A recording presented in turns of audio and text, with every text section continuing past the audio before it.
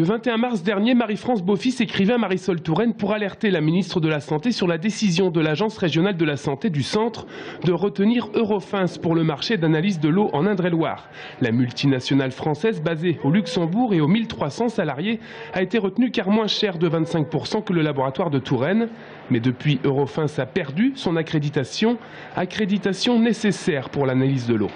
Aujourd'hui, ce laboratoire Eurofins demande au laboratoire public de faire de la sous-traitance pour eux.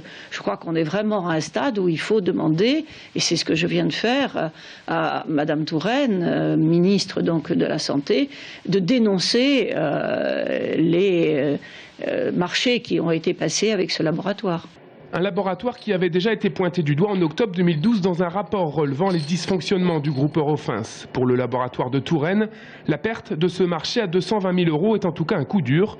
11 équivalents temps plein contractuels ou non titulaires n'ont pas été renouvelés ou conservés parmi la centaine de salariés du laboratoire.